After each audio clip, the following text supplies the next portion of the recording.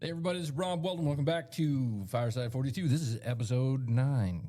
Tony, how are you? I am doing really good. It's a good day in bargaining. Every day is a good day in bargaining. Every day is a good day in bargaining. Well, that's good to hear. Yeah. We've got Lisa Elliott and Yogi Peoples, and I got to tell you, they were kind of awesome, I thought. I listened back to this episode a couple times, and it was fun to listen because it was a good time. They also had good shit to say. Yeah, there's good stuff in here. Pay attention. There's good stuff in here. Both Yogi and Lisa have worked on several things together, so they got each other's backs, and I think that resonates in that episode. I want to say when they talk about some of these subjects, some of the things they've bargained for in subcommittees. There's a lot of topics, a lot of good questions that you asked that they had some important things to say about. Well, let's listen to them tell us all about it. Yeah. Welcome to Fireside 42, y'all. Today, I've got Lisa Elliott. Hi, Lisa. How are you today? I'm good. How are you? I'm pretty fair. And we got Yogi Peoples. Hello, hello, hello. I have arrived. You Yes. have arrived. Yogi, Yeah, you got a fan club, Yogi. I got to tell you, I've been getting harassed about getting you on here, so I'm so happy that you're with us I'm today. happy to be here. It's an honor. Trust, it is. So typically, we have kind of a preconceived topic that we talk about.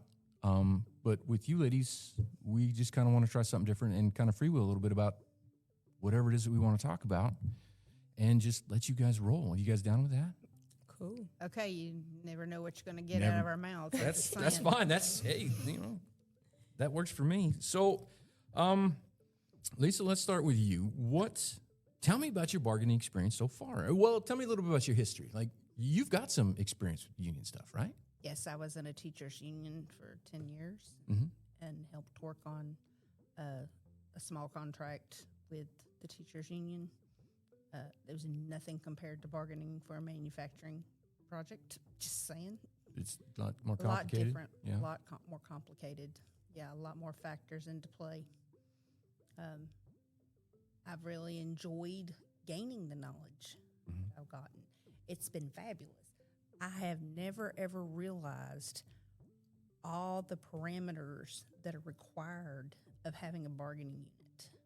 Parameters? What do you mean parameters? Well, I mean, first of all, you have your committee. Well, first you have your election committee, then you have your bargaining committee, then you have your training, and then you have all the subcommittees, and then you have all the demands that have to be bottled. And then with the subcommittees, you find in the process of negotiating, hey, this piece of language probably should be over here with that piece of language. So then we have to shift demands around.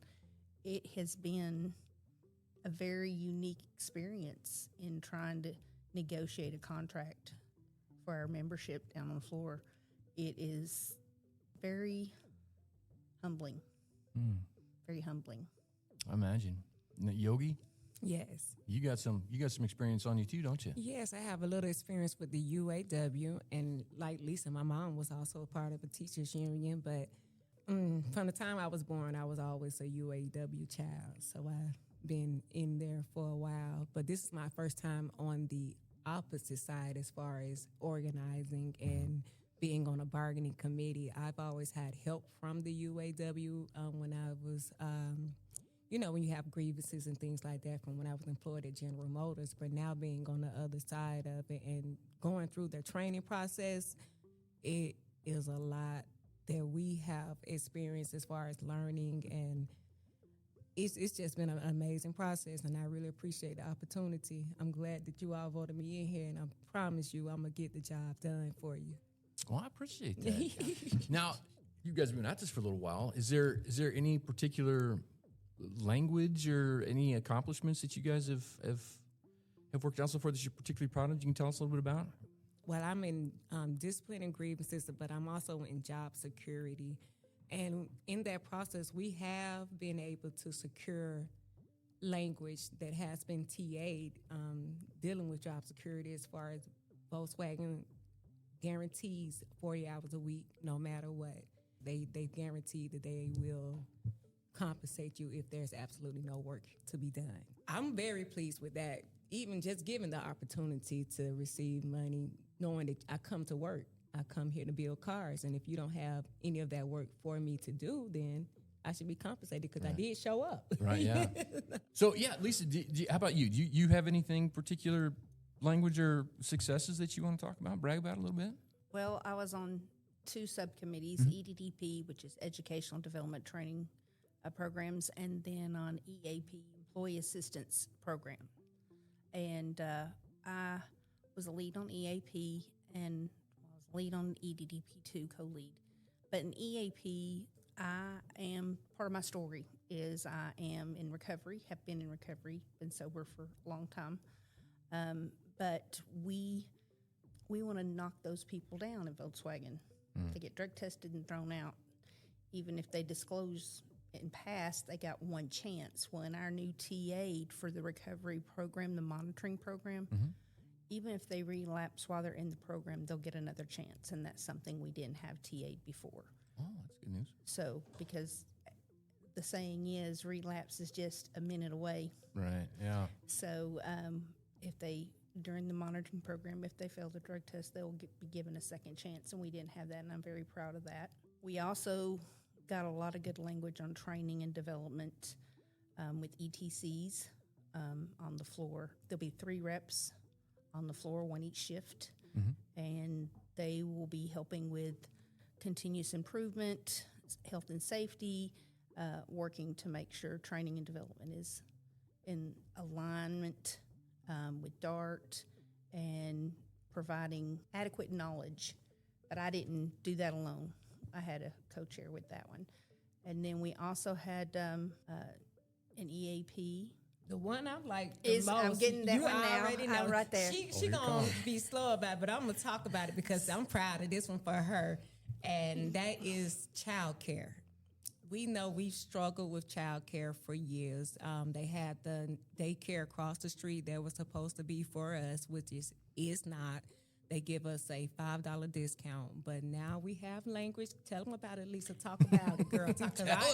I am proud of this. My girl did this. I'm telling you. So part of this language she's speaking about is we got a reimbursement, a subsidized child care, as Volkswagen's labeling it. Although there's not a dollar amount in it yet. They did TA that they would give employees with proof of licensed child care, so much money per child per week to help subsidize the cost of child care. Oh, kidding. Yeah. Yeah, So and coming from somebody that pays $200 a week, whatever they give us, which I know she gonna fight hard for them to give us a fair amount, and I'm dependent on her because it gets hard for these people that come in to work every day and having to worry about childcare and it being so expensive. So. Well, I owe you some flowers. I got little ones of my own, and we spend a lot of money. Yes. well, the research shows that next to a mortgage, the next family expense is child care. Most expensive thing is child care, and the cheapest I could find it was $220 a week per child, and that was income based, to $350, no matter age, no matter the child, a week. So we wanted to make sure, because we were trying to get on-site 24-hour access because that was the demand. I went every which way but sideways, even presented a whole research document on how first year we just research it, see if the data if we need it, do all that. They kept saying no, and they brought that language back, and I said, if you let us change it to per child per week, we'll take it. And they said, go ahead. And so we TA'd their language. And then EDDP also got the Dependent Scholarship Program. It's a reimbursement based not on grades or anything, as long as you show you've had expenses. It's a scholarship program. There'll be 25 $2,000 scholarships available to be applied for by college-age students of the Volkswagen hourly workers. What do they determine? What is a college-age student? Am I not? I'm 47. Can I go back to school? So Don't laugh, it's your Yogi. dependent. Don't laugh at me. It's your dependent. They already have an employee. Oh, okay, tuition so that's different. reimbursement. Okay, So okay. This is for Dependent. children. It's a dependent scholarship I got you. program. Okay. So I was distracted by Yogi laughing at how old I am. That right there is amazing too, just to get something back. And they'll be eligible for it one time. So, like if you have a freshman in college that applies and gets it, it's only a one-time shot. But it's something we didn't have. Yeah, every little bit helps when it comes to education, higher education, right? Yes, Sir. absolutely. That's very cool. Yes. I didn't know about that, and I'm up here all the time. That's fascinating. We try to keep some secrets. I know. Women keep secrets. That's going to make it for a difficult podcast if you guys ain't telling me stuff. So I kind of want to shift gears a little bit. Okay. I want to talk about the bad. And Yogi, this is kind of going to go back to you. So the last update we had, Chuck spent some time talking about the importance of job security, right? He talked about the 5 pillars, right? And he stressed to us, it doesn't matter how many goodies we get, doesn't matter how many scholarships, it doesn't matter none of that stuff if after we get this contract, Volkswagen sells to Audi and we have to renegotiate everything. Absolutely. Right? But like just like a bad game of telephone, the people that were at that meeting, they went back to the factory floor and they told a friend and that friend told a friend and that friend told a friend. And now today, for example, for me, I was approached 3 separate times today. People going, did you know that Volkswagen's going to sell to Audi and they're going to kick the union right out of here as soon as that happens? So let's talk a little bit about how, A, that's not true, right? Okay. We're not selling to Audi. There's no reason to believe that. No. And B, we're not going to put a contract, or you're not going to put a contract on the floor for us to vote on that does not protect us. Absolutely. We need that job security language in our contract to make sure we don't get sold. Right. Because if Audi's wanting to build another vehicle, we signed the contract, we don't have anything in there, then, if they buy us, well, then there goes our contract. Because we didn't have that job security saying we get to work here until the end of the contract. And even if they sold us, the contract would go with them. Right. So that brings another point. That's why job security is very important. Say it one more time for the people in the back. How important is it? It's very extremely important to guarantee we have jobs to get all the goodies that we're trying to get. So to be clear, you're not going to give us the opportunity to vote for a contract that doesn't protect us. Absolutely not. Absolutely not. That's it a makes pillar. no That's sense. That's okay. Good. Thank you. I mean, for real, I'm just being honest. It makes absolutely no sense whatsoever. You know, why would I put my people in jeopardy like that? We ain't doing nothing like that in here. We strictly for the workers, the Avleys workers, and we doing things that'll make their lives better. That's what I wanted to hear. Let's talk about Red Shirt Wednesday. Yes. What do you guys think? I mean, it's kind of a slow-moving thing, right? It is. The more we try to get it out there to make people understand about red, because I never wore this many red shirts before. Before red's this, my favorite color, now, and I did red. now every Wednesday I wear red, whether I'm at work or not, just to let them know, you know. But once I found out the real meaning behind why we do Red Shirt Wednesdays, it makes me proud to put on a red shirt on a Wednesday. Red Shirt Wednesday shows solidarity in the union and reminds the companies that they work for they still have solidarity. No matter how long they've been there, 1 year, 2 year, 15 years, 30 years, Red Shirt Wednesday has always been a thing to support solidarity in the union. And that's why we encourage it to wear them in and out, since they won't let y'all wear them on the line. Right. Now, I have to admit, I'm pretty bad about that. I haven't worn my red shirts. I haven't been to a flagpole thing. I'm hoping that helping with the podcast thing kind of gives me some points there. But you and I were talking the other day, and you, Lisa, you brought up a thing I think is actually a pretty good idea, and I might co-opt that and tell everybody it was my idea. But tell us a little bit about what you were telling me about with the shirts and the chairs. Okay, so red shirts on Wednesday is the only visual representation we have for Volkswagen that we have solidarity. Those red shirts show the solidarity for what the bargaining committee's trying to get, that we are union. Not UAW, we are Local 42. We are part of UAW, but we are UAW Local 42, our union. And those red shirts are that visible representation. If I had to, I would bring red shirts in every day. May only wear it on Wednesday, but I would bring a red shirt in every day and put it over my backpack, put it over my chair, carry one in my backpack, and do that daily. Just so I have representation that I am supporting my Local 42 union, that I am willing to go those steps. Volkswagen will see the visual representation, and they will know we mean business. And then have you noticed that just the red shirt really pisses management off? Just like they some bulls, you out there doing a bullfight and you got the red.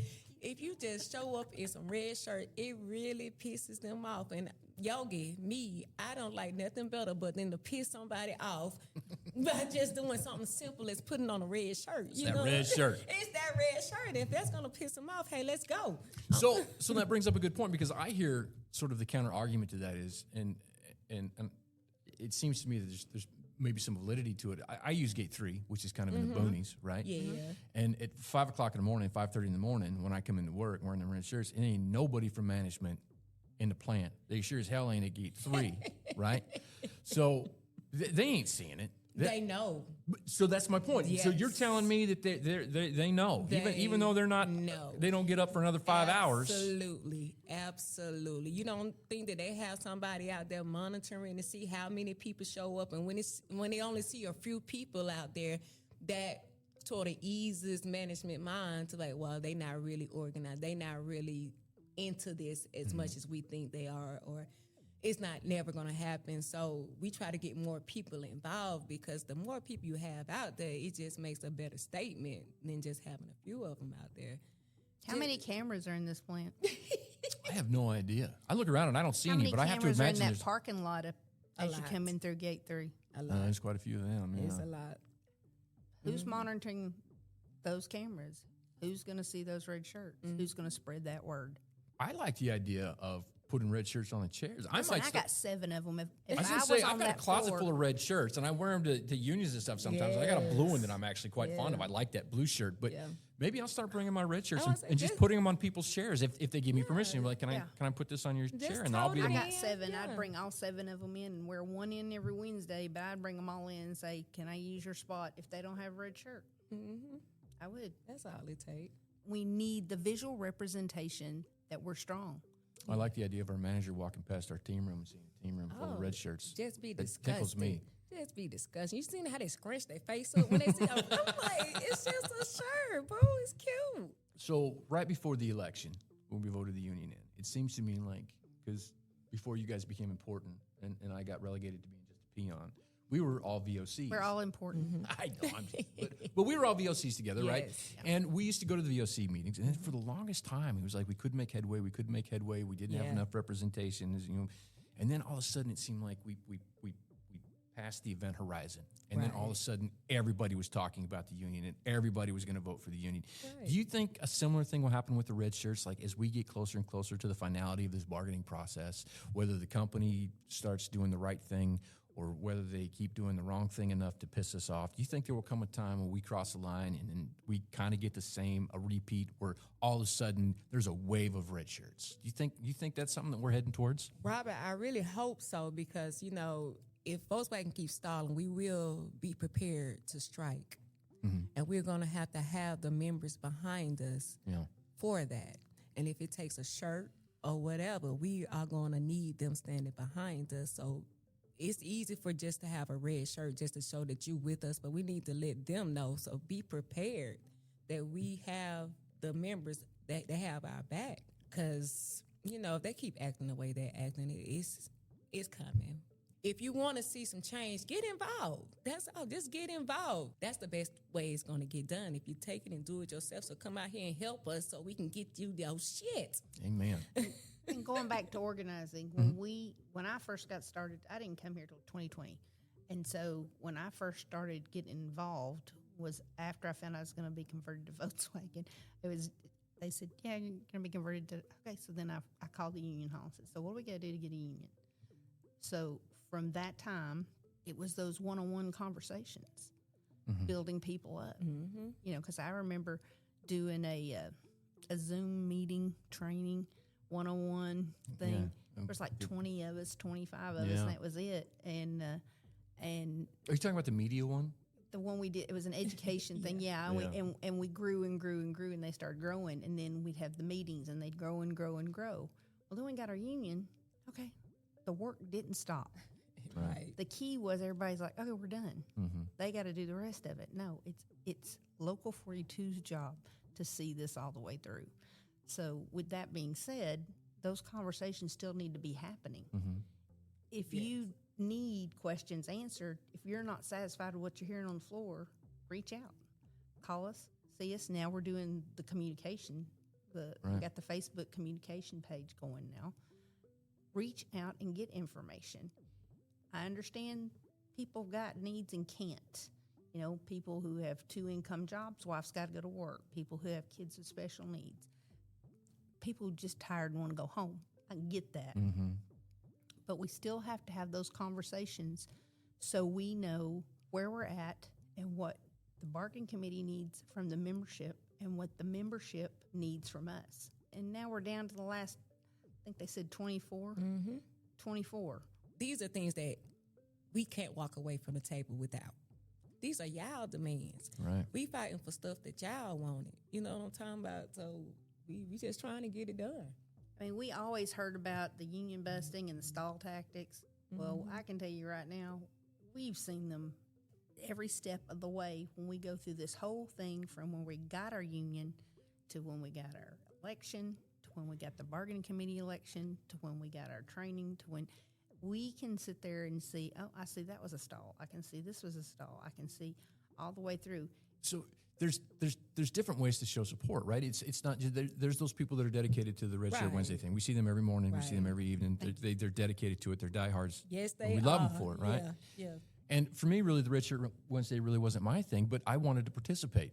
But the thing that occurs to me is that there's 3,400 people in this shop with all manner of talents, hidden talents Yes, sir. Yes. that they can bring to the table. There's people that can do art. There's people that can do computer stuff. There's people Yes. that can do music. There's all kinds of ways. And even if what I would suggest, and I wouldn't know about how going about organizing this stuff, but even if, say, Red Shirt Wednesday is not your thing, but you're a talented artist, find a way to contribute that way. Right. Maybe you do music. Find a way to contribute that way. Use your talents Right. for the 'Cause good of the cause. We're always trying to come up with ideas, but we do need to hear from the members what they wanted because, you know, we were doing the flyers all week, every day. Then we got word that they were tired of the flyers. Okay, cool, we'll stop doing the flyers. But now we hear they want the You want flyers. flyers again. So it's kind of confused, but we're trying to accommodate, you know, Right. say the masses so but we need you all to come tell us what we need to be doing. We like Chuck always tell us, we work for you all. Right. So just come and tell us what you need us to do, and we'll be able to accomplish it. Okay. We're running late. I got one more question. Okay. And I'm curious. And Tony, you've been quiet so this whole episode. You don't even have a microphone today. But this kind of goes to you too. And the thought occurred to me the other day. You both come from union backgrounds, and you said yourself before you were just kind of a union person. Yes. Right? Yes. But you guys are making a contract, a historical contract, right? This is the Absolutely. first foreign Absolutely. unionized plant. Think about this. Every single contract from here forward is going to be built on top of y'all's work. This is something that you guys get to own and pass on to your children. How do you feel about that? This is something that not just us, Volkswagen altogether. This is something that Volkswagen is doing that is historic. From here on out, any manufacturing company that comes and get their union in, they're going to base their contract off of what Volkswagen has done in Chattanooga. And that is just amazing to know that we were a part, the first, and I just can't even, I'm glad. I feel I feel blessed to be here, to be able to have this. I'm right with you. I feel very blessed to Yeah. be here and can't fathom. Because it's amazing. Just know that- Tennessee, we put Chattanooga on the map. Yeah, you What did. talking Yeah, about? you did. What you talking about? We put Chattanooga on the map, and it's nothing but up from here. We are Chattanooga, Volkswagen of Chattanooga. Just know that our name is being spoken all over the world just from this right here. And if you working here, you know it's about to be lit. That's the truth, because I had a conversation. I was on the phone with somebody the other day, and they said, "You work at Volkswagen. You don't work at Chattanooga, do you? You're a UAW shop now." Yes, we are. How's that contract going? So we can't talk about it. It's not public knowledge at this time, but we are still in negotiations. But just And know. this guy used to work with negotiations for the other side at another shop. So he's So like, this well, is worldwide. y'all This made ain't just history. That's what he Chattanooga. said. This is Y'all made worldwide. history. Damn right. Excuse me. That's okay. I didn't We know if I get could we get a cuss now. little. Oh, I can't. Yeah, we get a little salty all the Don't time. tell We me don't that care. shit. Yeah, Yeah, I see, was gonna there it say, goes now. I should have told you You sooner. Yeah. fucked up telling her. Ah, there it is. There it is. What me this time? I'm trying to put on this shit like I'm proper. No, I'm not. I'm No. You get. We're all out of manufacturers here. You get salty, you want to. That is. That's right. That's right. Well, I got to tell you, I'm proud of you. You guys work hard. I see it every day, and like I said, the work that y'all are doing, and everybody in the plant's contributed. We did our part. We voted. We rallied. Yes. But you guys are up here all the time. You guys are putting together a contract, and you guys are our first line of defense. And again, every contract that comes out of this plant from here forward is going to be built off of Right. the work you guys are doing, and you guys are so smart about it. Like, it blows my mind. The concepts, the higher level training- concepts that the you guys are training dealing that with. we received from the UAW, we have some of the top people here. Mm-hmm. They didn't have STEP at all because they knew this shit is, this is very important. Being in the United States, being in the South, this is very important. So they didn't have STEP when they came to training. Now, our counterparts, half of them want to be in the union because they know that we are about to get some great things. It's just the training, the money that they put into getting us ready, getting us prepared, having our back, and to know that we're the one making the decisions. So on the Volkswagen side, they have to take the proposals, give it to somebody else, have somebody else look at it, give us an answer. But when we give a proposal or are given a proposal, we go back to our office and we discuss it amongst us being manufacturer, people that actually do the work. We are actually getting this contract together. It's not nothing from upper management. They don't even know the policy book as it is. So we go in there. We know policy because we've worked here all this time. We know our policies back and forth. When you get in the office with them having these meetings, they don't even know their own policy. And it's like, you are supposed to be directing us, and it's just crazy. I'm telling you, that's a whole nother conversation, and we're gonna have that one next time. All right. Because I got some tea. All right, you're coming back. We're going to book you now. Yes, I got some tea for y'all, honey. All right, so we've been talking about 30 minutes. We should probably wrap it up. But is there anything else that you guys want to add? I Anything just that you think appreciate. I missed? I appreciate all the support. Y'all just don't know. It's been a struggle. People that's been here for as long as I have, y'all know we done been through hell and back. But I'm glad to still be here, and I appreciate the new people. I know it was y'all that got this vote through, and I appreciate every last one of y'all. And just know we ain't finna come half-stepping on no bullshit. This contract finna be fire, and we gonna turn up one time. Bye. I really appreciate everybody on that floor. I appreciate everything y'all do with us and for us, and keep it up. Ladies, I really appreciate you. This is going to be having this is us. going to be a This good is the episode. second time we were together for. Oh, yeah, we did that interview. Yeah, this my girl, honey. I love We're her. gonna do this again. You Yes. you two down for do this again? Absolutely. All Shit, right. you know where I'm at. All right, we're out. Bye. Bye. Great. And that's it. That's our episode with Lisa and Yogi. I had a great time doing that, and it was funny. Well, they were a little nervous at first, right? Yeah. But then they heard themselves on the microphone, and then they got into it, and it was fun watching them get into the show. But anyway, that was episode 9. So hey, there's a new thing. It's the bargaining team. Tony, you and your guys are putting out a new communique, as they would say in the old Yeah. So at the time of this episode, we've put out several. Mm-hmm. We've done the flyers, which are being handed out, which is got this really good information in there, and then we do videos about that same flyer that we have different bargaining committee members talk about, and it's been really good. There's been a really good reception, I want to say. The feedback that we've gotten, and I know you've gotten as well, has been really great to see and to hear, and people are definitely talking about it. So, obviously we're going to keep doing it because that's been a request from the members on the floor that we want more communication. So, yeah, and because we want these things to kind of work together, I'm going to put the website. You guys have a website now. Yeah, we should say that overtly. Bargaining team has its own website now, at least temporarily. and it's all made by us. It's all made by for you guys, us, right? For everybody on the floor. It's made by us. Right. I'm going to put a link to that. I'm going to put that web address in the show notes. Yep. And then you guys are kind enough in your website to link back to our episodes for Fireside 42. So hopefully, everybody can get the information that they need in the way that they want to consume it. Yeah. Everybody, thanks for listening.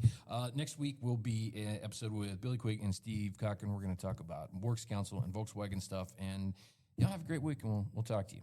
This is Fireside 42. We're out.